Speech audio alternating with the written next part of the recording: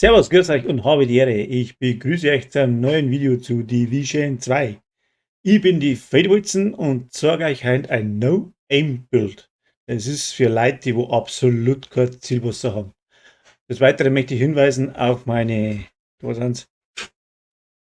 Auf mich und auf die Clans BMC. Das ist Bavarian Maniacs und Skull, das ist unser Hardcore-Clan. Ja, das sind die zwei, die wo von mir ausgehen und unser befreundeter Clan, der GGP. Das ist der German Gaming Platoon. Bei denen laufen wir mir Raids und Incursions mit. Die laufen täglich von 18 bis 20 Uhr. Ist der Discord, für den ist frei zu joinen, erreichbar über mich. Und ja, das soll wir zu dem Thema. Dann da ich sagen, schauen wir uns mal das Bild an. Also, packen wir's. Oder jetzt warten wir dann wieder mal da beim Bild. Das Bild speichere ich mit der Gnadenlos und schaut wie folgt aus. So, ich habe als erstes drin die F2000. Kann man auch einen Schildsplitter hernehmen. Also es ist sehr variabel, wie man meint, dass man das spielen sollte. Ich habe nur auf den Charakter die Schildsplitter nicht drauf, jetzt habe ich die F2000 genommen. Spielen tue ich das dann auch mit der Gnadenlos die Hauptzeit. Und aus der Gnadenlos resultiert auch das Bild, das ich da gebaut habe. Ja. Es ist jetzt nicht das mega Überbild, aber das ist halt, wenn einer zu wenig oder kein Zielwasser hat, dann ist das Bild auch gut, wenn man es, wenn man dann später sieht, heroisch habe ich es gespielt mit 3 Detektiven. Geht natürlich nicht so durch wie Striker-Bild Butter. Ne? Also ist ja ein bisschen tricky zum Spielen und man kann es auch ein bisschen variieren. Ja, also wie gesagt, bei mir gnadenlos. Die gnadenlos hat den Effekt, dass man also zweimal schießt. Einmal beim Drucker von der Maus und einmal beim Auslassen von der Maus. Jetzt, wenn man da ein wenig talentiert ist und da relativ schnell druckt, dann hat man Dauerfeuer sozusagen. Oder man programmiert sich ein Makro, wo ich kein Freund nicht davon bin, dann geht das auch ruckzuck, hat man eigentlich sagen wir, ein Sturmgewehr dann mit dem Ding. So, haben dort das Teil 15% Gewehrschaden, 17% Schaden durch kritische Treffer und Schaden gegen ungedeckte Ziele. Der Binärabzug ist das, was ich gesagt habe. So, und das Boni von dem, was beide Kugeln denselben Gegner treffen, gewinnt man einen sich stapelnden Bonus. Bei 7 gestapelten Boni wird ein um 500% verstärkter Schaden zugefügt und ein erschossener Gegner erzeugt eine Explosion im Umkreis von 700 Meter, die 500% Waffenschaden hinzufügt und die gestapelten Boni verbraucht. Also schießt man drauf, platzt das Ding und drum das Bild, was ich gemacht habe. Ist jetzt kein reines Schadenbild, ich habe da ein bisschen was zusammengestöpselt. Ich habe jetzt ein Teil Gruppo Sombra, Schaden durch kritische Treffer und 20% Explosionsschaden, eben weil es die zerreißt. Ne? Noch nicht ganz perfekt ausgerollt. Dann habe ich drauf Chance auf kritische Treffer, Fertigkeitstempo und Rüstung bei Tötung. Je besser der Motto, umso besser, weil spielen dann mal mit der Spezialisierung Zerstörer und da ist keine Rückgewinnung von äh, Schild dabei oder von Rüstung. Ja. Aber er hat den Vorteil, der Zerstörungsexperte, dass unsere Explosion nichts tut. Also haut uns nicht aus der Deckung außer alle 60 Sekunden lang refresht sich das Teil, ja. Und drum die Kombi. So, dann habe ich einen Gruppo Sombra Waffenschaden mit Gruppo, alter Schwede, ich lerne es nicht mehr. Einen Gruppo Sombra Backpack, Rucksack, ja. Schaden durch kritische Treffer und dann, weil es das zweite Teil ist von Gruppo Sombra, 20% Explosionsschaden. So, da ist dann wieder drauf Chance durch kritische Treffer, Kopfschussschaden, da hätte ich gerne noch eine Chance auf kritische Treffer gehabt. Dann Schaden durch kritische Treffer, ja, ich habe es halt nicht so ganz so gekriegt, wie es braucht hätte, aber es ist bestimmt leicht zum Farmen. Dann habe ich da drauf Beherrschung. Da man sowieso in der Deckung sitzt, während sich in Deckung befinden, erhöht sich der gesamte Waffenschaden um 15%. Und durch das, dass man sowieso von Deckung zu Deckung rennt und immer aus der Deckung schießt, ist dieses Talent, finde ich, ein gutes Talent für das Teil. So ergänzt sich. Dann haben wir die robusten Handschuhe. Da sagt ja jeder, ein Scheißdreck das Teil. I Jein. In dem Bild braucht man es, weil durch das hat die gnadenlos keinen Rückschlag mehr. Ich zeige das dann im Gameplay, wo es normal Rückschlag hat, also das Ding geht nach oben und wenn du in Deckung bist, dann hast du so einen Fleck, wo du drauf schießt, ja, und weiter geht es nicht aus. Der Schaden ist halt nicht ganz so hoch, als wenn man zielen würde. Er macht aber nicht so den dramatischen ähm, Unterschied. Talent von dem Ding ist eiserner Griff, 50% Rückstoß beim Feuern aus der Hüfte, 50% Rückstoß beim Blindfeuern aus der Deckung. Nimmt's weg. Also kann ich jetzt sagen, so vorsichtig 50% Waffenhandling, ja, so besser. Weil es eigentlich den Rückstoß, was es selber hat, um 50% reduziert. Ob du jetzt stehst, dass du Hüften schießt, also immer ohne Zielen, ohne der rechten Maustaste. Einfach nur draufdrücken und schießen. Und so Pi mal Schnauze auf den Gegner halten. Ja, dann haben wir Picaros Holster, weil Rüstung, weil Waffenschaden, Rüstungsregeneration, ja, habe ich jetzt wieder mit drin lassen. Bringt jetzt nicht das. Wo es wichtig ist, ist Fertigkeitstempo, weil unsere Fertigkeiten, wo ich drin habe, die sind notwendig, ja, damit man die Gegner kontinuierlich ein bisschen ablenken kann. Da kann man vielleicht auch, weiß ich nicht, Chance durch kritische Treffer drauf tun, weil so viel reißt das eine nicht aus. Ja, muss man selber ein bisschen schauen. Und dann habe ich noch Gebiet des Fuchses, die sind ganz normal. Waffenschaden umgerollt, das hat noch mit 10% Gewehrschaden mehr. Und Schaden durch kritische Treffer und Schaden durch ungedeckte Ziele 8%. Da haben wir dann 18% gegen ungedeckte Ziele. Macht schon was aus und spielt sich ganz gut. So, dann müssen wir eine da den Köder als Skill. Naja, der ist halt auf Rang 1, darum habe ich auch ein gelbes Attribut drin. Bei der Weste, die ist China Light Industries Corporation. 15% Explosionsschaden. Nochmal dazu. Dann ist da Fertigkeitsrang, ganz klar. Rüstung bei Tötung habe ich den Mod nicht da. Kann man, wie gesagt, habe ich jetzt nicht da. Vielleicht dann nochmal Schaden, Chance drauf oder je nachdem. Probiert es selber aus. Und ich habe da drin überwacht. Ich habe es probiert mit vernichtend. Haut nicht so ganz hin, weil es die Stacks nicht so schnell aufbaust, weil es öfter daneben schießt. Durch das, dass man aus der Deckung schießt.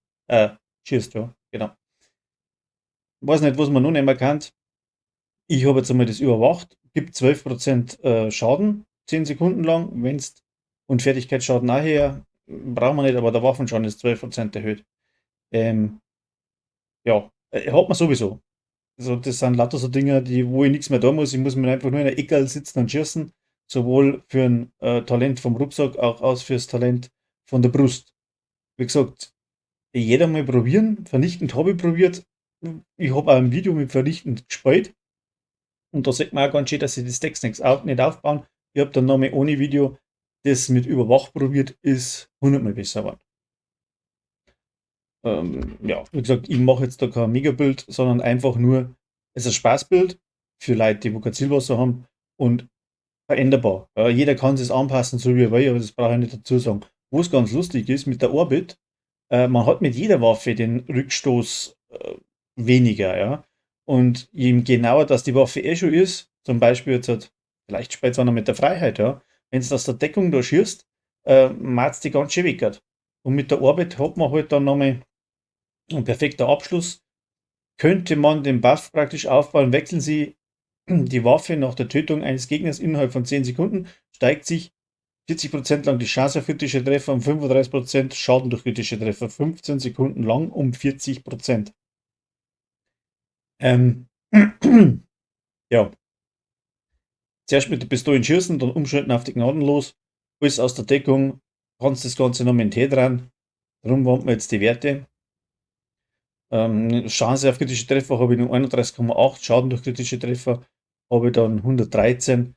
Wenn man es wechselt, ja, dann bringt man ein wenig mehr zusammen.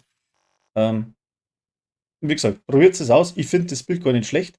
Ich habe dann als zweiten Skill noch ein Glühwärmchen drin zum Blenden von den Gegnern und eben den Rang 1, damit der ein bisschen was zusammenbringt.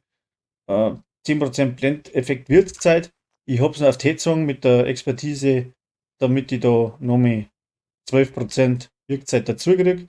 Genauso wie mit dem Köder habe ich auch ein bisschen Enttätzung. Alles andere ist ganz normal. Die Gnadenlos habe ich auf 12 Enttätzung und alles andere ist nicht gerollt. Also, wenn einer die Gnadenlos sucht, die heißt in der Expertise skrupellos. Das ist die gleiche. Wenn man dann hinklickt, dann ist auch die Gnadenlos mit dabei. Das ist scheint, war das einmal ein Umbau von skrupellos auf gnadenlos. Oder die haben es falsch geschrieben oder was weiß ich. Aber ich glaube, mich zu erinnern, dass man das hat umbauen können, so wie mit der süßen Träume war das klar. Man soll zuerst das Wiegenlied geheißen, dann baut man es um, dann hast du süße Träume. Wo da der Unterschied genau liegt, haut's mir tot, ist schon zu lang her, weiß ich nicht. Also, in dem Sinne, glaube ich, habe ich alles durch.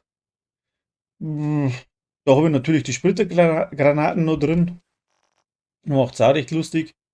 Ja, Voraussetzung von dem Bild, wieder, die Uhr muss voll sein. Ich sage es jetzt nochmal dazu. Ja, weil, ich bringe das nicht zusammen. Also, Uhr, 800 SAT-Punkte einklatschen und voll machen. Dann ist das Ding so wie bei mir, wenn ihr es genauso nachbaut. Ich würde jedem empfehlen, das so nachzubauen und selber wenn man anzuprobieren, vor allem mit der Zweitwaffe. Wie gesagt, ich habe die gnadenlos genommen und habe da drum was ja, baut. Natürlich kannst du jetzt alles auf Rot machen, damit du mehr Schaden machst. Aber ich denke, ich habe es jetzt mal so gemacht. Ja? Also, ich wünsche euch viel Spaß damit. Wenn ihr es anders zusammenbaut, dann sagt mir das, schreibt es mir in die Kommentare. Freue mich, vielleicht hat der eine oder andere einen sehr guten Einfall und probiert es anders und sagt mir das dann, dann wäre ich sehr verbunden. Also dann viel Spaß noch ein Stück Gameplay und seht es, was ich meine. Also, Servus dabei. Bis zum nächsten Video.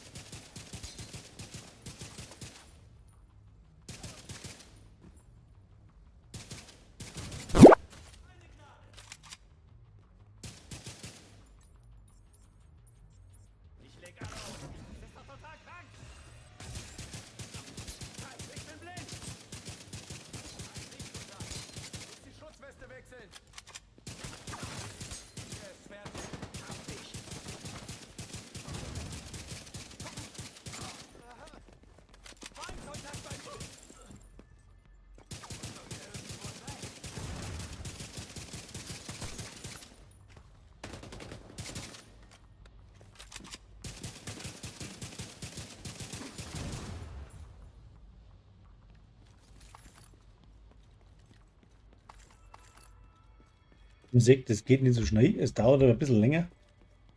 Aber man muss nicht wirklich zielen, wenn man gesehen hat. Ja. Vielleicht eine Demonstration, wenn ich es so mache. Siehst du das? Wie das Ding steigt, ich halte mit der Maus nicht dagegen. So, jetzt gehe ich da her und jetzt aus der Deckung. Jetzt aus der Deckung macht es ein Loch. Ja. Also, weil, wenn man so sagen wir, genauer. Außer, dann steigt das Ding ohne Ende. Also verreißt wird es auch. Ja, aber mit dem tut es halt festhalten. Auf den Punkt bringen sozusagen. Ja.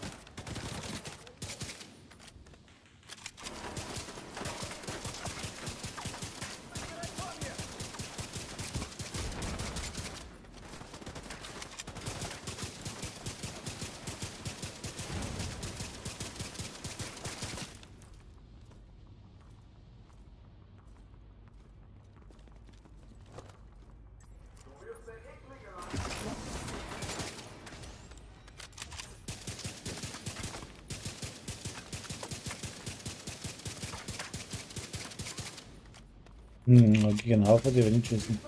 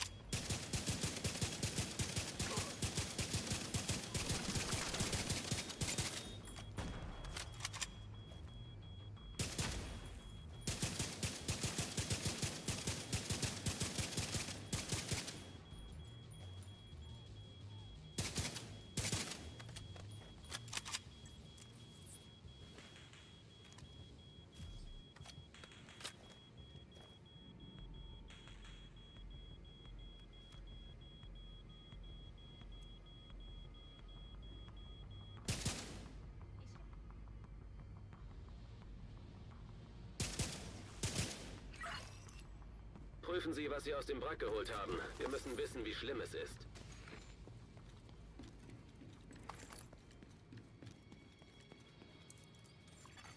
Download abgeschlossen.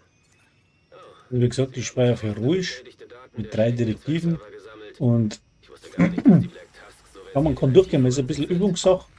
Und ich habe halt ein Bild gesucht, das wo die gnadenlos halt auch mit zur Geltung kommt. Irgendwas hat man jetzt dafür geschossen. Aha, da ich bin, oder?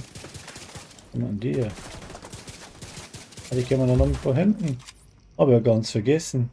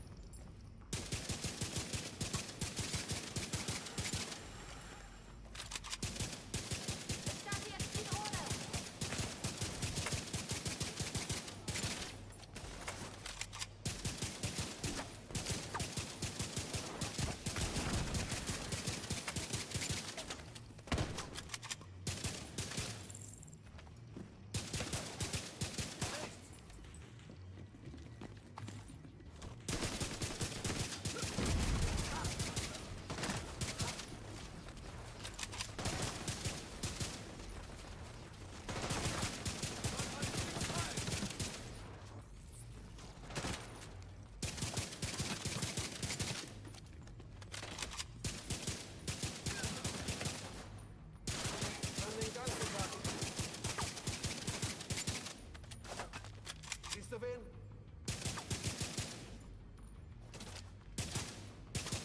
Ich deck dich.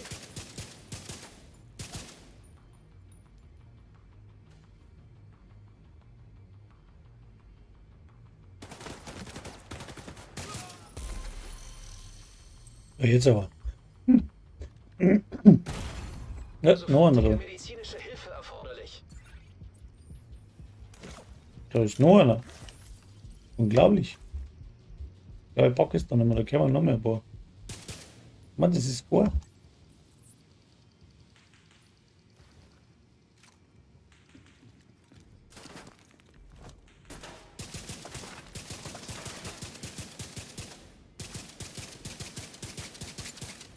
Ah, wieder.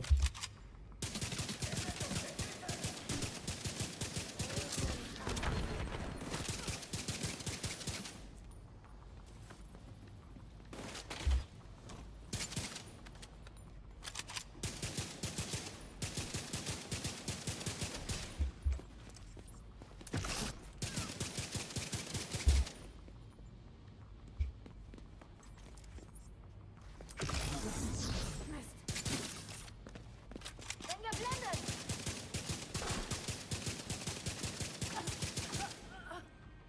Jetzt aber. Ja, Katastrophe mit mir.